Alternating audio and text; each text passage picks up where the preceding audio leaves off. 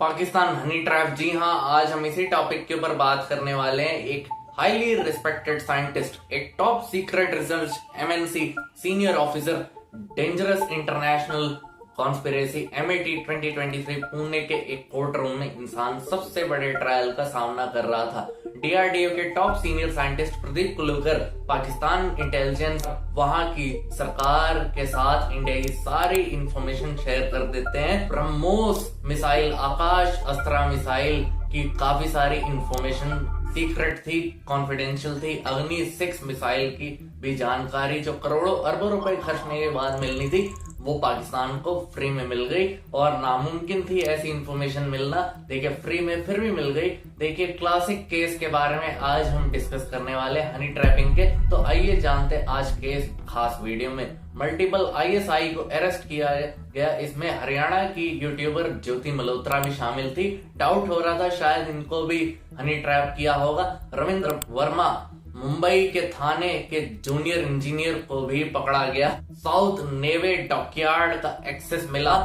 और 2010 में माधुरी गुप्ता केस, कॉमडोर सुखजिंदर सिंह 2024 का प्रवीण मिश्रा सत्येंद्र सिवाल केस। और भारत के लिए ये चीज दिन पे दिन सिरदर्द बनती जाती है और जितना डिस्कशन होना चाहिए उतना होता नहीं है। आम लोग भी इसका शिकार हो रहे हैं और ट्रैप में फंस रहे हैं। और इसका क्या बचने का तरीका है, देश की sensitive information in enemy countries के पास ना जाए और कैसे बचाई जा सके। एस्पोनियाज टेक्निक के जरिए एक इंसान को प्यार या दोस्ती या फिजिकल अट्रैक्शन के लिए फंसाया जाता है। क्रिमिनल के द्वारा ये टेक्निक यूज की जाती है ब्लैकमेल या झांसा देने के लिए और इमोशनली वीक कर दिया जाता है इसमें लोगों को। और फर्स्ट वर्ल्ड वॉर के टाइम पर माता हरी नाम की एक डच एक्सोटिक डांसर थी, जर्मनी के लिए जासूसी करती थी।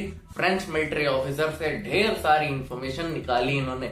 और सेकेंड वर्ल्ड वॉर जो कोल्ड वॉर एरा था, सीआईए और केजीबी ने भी इस ट्रिक का यूज एक्सटेंसिवली। और विशाख कन्या कंसेप्ट चाणक्य और अर्थशास्त्र में भी बोला गया है इसे। और ट्रेंड यंग वुमेन थी और जो एसेसिन्स का काम करती थी दुश्मनों के खिलाफ। और over the years Honey trapping तरीका काफी मॉडर्न हो चुका है। और प्लान किस तरह से किया जाता है, सोशल सर्कल को एक्सप्लॉइट किया जाता था प्री इंटरनेट एरा में दोस्ती करने के लिए और रिलेशनशिप बिल्ड करने के लिए, किसी भी टारगेट तक जाना। और फिर कोविड मीटिंग बिठाई जाती थी इसके लिए। और face to face seduction hidden camera के थ्रू फिजिकल एविडेंस कलेक्ट किए जाते थे।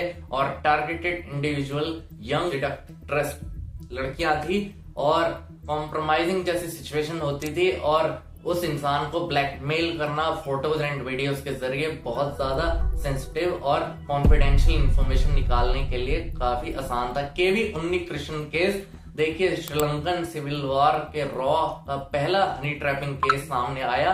श्रीलंका और इंडिया वाले तमिल इंसर्जेंसी को खत्म करने के लिए एक पीस अकॉर्ड साइन करने वाले थे और कॉम्प्रहेंसिव नेगोशिएशन दोनों तरफ से चल रही थी ताकि वॉरिंग फ्रैक्शंस के बीच में कुछ शांति लाई जा सके और जो इशू है उसे आसानी से खत्म किया जा सके। इंडियन गवर्नमेंट को एक नई चीज पता चली कि जो श्रीलंकन गवर्नमेंट है वो पहले से ही इंडिया के सारे इंफॉर्मेशन से रूबरू है और तमिल मिलिटेंट से हो रही बातचीत की पूरी जानकारी है। एक जोक एक टाइम पर चलता था और श्रीलंकन अथॉरिटीज के पास वो सवालों के भी जवाब है जो इंडिया ने अभी तक पूछे ही नहीं है इनसे। और सबसे बड़ा काउंटर इंटेलिजेंस लॉन्च किया गया। केवी उन्नी कृष्णन का नाम सामने आया जो उस समय भारत के नेगोशिएशन के इंचार्ज थे और मद्रास बेस्ड श्रीलंकन तमिल मिलिटेंट्स के साथ लेट 1970s में केवी उन्नी कृष्णन रॉ हेड का पद संभाल रहे थे। और अमेरिकन काउंसिलर से दोस्ती हुई वहां और दोस्ती इतनी गहरी हुई कि दोनों एक साथ एक्स्ट्रा मैरिटल सेक्सुअल अफेयर तक उतर आए। और अमेरिकन काउंसिलर को भी डर था कि केवी उन्नी कृष्णन अपने एक्स्ट्रा मैरिटल अफेयर्स छुपाने के लिए काफी डर था उन्हें कि ये बात गलती से भी उनकी वाइफ को पता ना चल जाए। उसके बाद केवी उन्नी कृष्णन अपनी ड्यूटी पूरी कर श्रीलंका से इंडिया लौट रहे थे और दिल्ली में पोस्टिंग लेते हैं वो उसके बाद, और मद्रास ब्यूरो ऑफ रॉ में वापस आ जाते हैं। और ड्यूटी के बाद अपनी पर्सनल लाइफ में कुछ इन्होंने देश के साथ गद्दारी नहीं करी थी, लेकिन फिर भी पैन अमेरिकन एयरलाइंस की और एयर होस्टेस सिंगापुर बेस्ड थी, उस समय बॉम्बे आ जाती है। फिर उन्नी कृष्णन को कांटेक्ट कर लेती हैं जब भी उन्हें मेल कंपनी की जरूरत होती थी, और उस समय बॉम्बे आ जाती है। फिर उन्नी कृष्णन से कांटेक्ट कर लेती हैं। ये अपने आप को उसी अमेरिकन काउंसिलर का दोस्त बताती है जिसकी उन्नी कृष्णन के साथ श्रीलंका में दोस्ती हुई थी। जब भी उस लेडी को मेल कंपनी की जरूरत पड़ती थी, महसूस होती थी, वो उन्नी कृष्णन से कांटेक्ट कर लेती थी। और उस समय मिड 40s में थे उन्नी कृष्णन, और उनका भी कैरेक्टर कोई दूध का धुला नहीं था। और उन्नी कृष्णन सीधा बॉम्बे पहुंच जाते हैं उस लड़की से मिलने के लिए, और उसके बाद जो होता है वही हुआ दर्शकों। लेकिन उन्हें पता ही नहीं चला कि वो इस ट्रैप में कब फंसते चले जा रहे हैं, कैसे फंसते चले जा रहे हैं। और पैन अमेरिकन एयरलाइंस की एयर होस्टेस ने उन्नी कृष्णन को कॉम्प्लीमेंट्री टिकट पे सिंगापुर भी बुलाया था, और कॉम्प्रोमाइजिंग फोटोज को लेकर खूब ब्लैकमेल किया गया था। अमेरिकन इंटेलिजेंस और एयर होस्टेस ने भी उन्नी कृष्णन की कॉम्प्रोमाइजिंग फोटोज को कलेक्ट किया। एक दिन दिल्ली में स्टेशनड एक अमेरिकन ऑफिशियल मद्रास पहुंचता है और उन्नी कृष्णन से सिंगापुर में मीटिंग के लिए दौरान जो उसने लिए गए थे फोटोज एंड वीडियोस उनके सामने टेबल पर रख देता है। और उन्नी कृष्णन के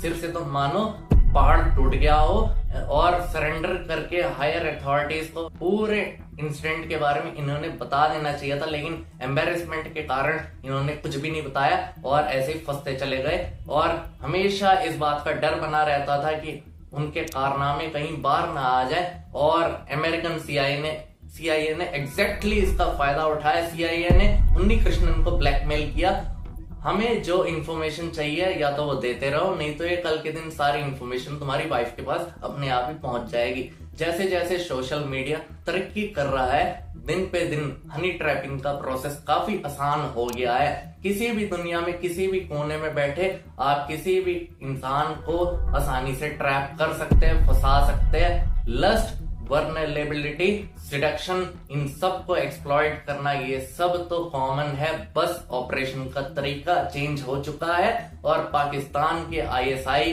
के एग्जाम्पल लेते हैं। कॉलेज गोइंग गर्ल्स या सेक्स वर्कर गर्ल्स को हजारों की तादाद में ट्रेनिंग देते हैं और सोशल मीडिया अकाउंट बनाते हैं। पहले तो इनके अकाउंट का नाम भी हिंदू लड़कियों के नाम से होता है, क्योंकि दर्शकों इनका टारगेट भी इंडिया में ही होता है। तो ये नेक्स्ट क्या करते हैं, फ्रेंड रिक्वेस्ट भेजते हैं और आदतों को ट्रैक किया जाता है कि जैसे उन्हें क्या पसंद है, कहाँ घूमना पसंद है, क्या खाना पसंद है, songs, movies, daily routine etcetera, इस टाइप का। और आईएसआई से फोन नंबर और फैमिली डिटेल्स भी पता कर लेते हैं लोग, और ताकि जब भी कोई एजेंट किसी ऑफिशियल से कांटेक्ट करे तो एजेंट को ऑफिशियल के बारे में पहले से ही सब कुछ पता हो और चैटिंग, क्लोजनेस और इंटीमेसी तक बात पहुंच जाती है। ट्रेंड लड़कियों को सब कुछ पता होता है इस बात को कैसे सेटिंग तक पहुंचाया जा सके, और लड़कियां टारगेट को हिंट देना शुरू कर देती हैं और बात सेक्स तक पहुंच जाती है, और nude video calls and photos भी शेयर करती है और फंसा दिया जाता है। और लड़के सोचते हैं कि ये सिर्फ इन दोनों तक ही सीमित है, हम दोनों तक, और विक्टिम ट्रैप में कैसे फंस जाता है उसे पता ही नहीं चलता और ट्रस्ट करने लगता है। और उस आईएसआई को इंफॉर्मेशन सेंसिटिव वाली जो है मैनिपुलेट कर देती है लड़कियां, और उसे देनी ही पड़ती है फिर, और अटैचमेंट का पूरा फायदा उठाती हैं। नहीं तो ये दूसरा रास्ता अपनाती हैं, चैट या वीडियो कॉल जो इन्होंने करी होती है ये पहले से ही उसके रिकॉर्ड बना लेती हैं और धमकी दे देती है चैट लीक करने की, या फिर फोन कॉल्स पर जो बातें हुई है ये सब लीक करने की। और लड़कों के पास फिर और कोई रास्ता नहीं बचता, सेंसिटिव और कॉन्फिडेंशियल इंफॉर्मेशन देनी ही पड़ती है। प्रदीप कुलूकर का केस जिसके बारे में मैंने आपको स्टार्टिंग में वीडियो में बताया, आपको बताता हूं मैं। 2022 में इस इंसिडेंट की शुरुआत हुई थी। प्रदीप के फोन में एक व्हाट्सएप पर यूके का नंबर आता है +44 वाला, और एक लड़की का मैसेज आता है, this beautiful girl is from London, great admirer of work you are doing in India. ये मैसेज एक ज़ारा दासगुप्ता नाम की लड़की का था और जो लंदन बेस्ड NRI होने का दावा करती है। इस मैसेज के बाद ज़ारा और प्रदीप के बीच लगातार बातचीत होती है, दोनों की कॉन्वर्सेशन पर्सनल हो जाती है, धीरे धीरे बात इंटीमेसीज तक पहुंच जाती है। एक दिन ज़ारा ने बताया कि उसे डिफेंस का बहुत बड़ा ज्यादा शौक है और क्योंकि प्रदीप भी DRDO में डिफेंस के डायरेक्टर थे, उनका भी इंटरेस्ट बढ़ने लगा और डिफेंस पे बहुत बातें होने लगी दोनों के बीच में। उस दिन के बाद ज़ारा ने प्रदीप को ऑब्जीन फोटोज एंड वीडियोस भेजनी शुरू कर दी, जिसने प्रदीप का भरोसा और ज्यादा जीत लिया और ब्लाइंड ट्रस्ट करने लग गए थे प्रदीप ज़ारा पे।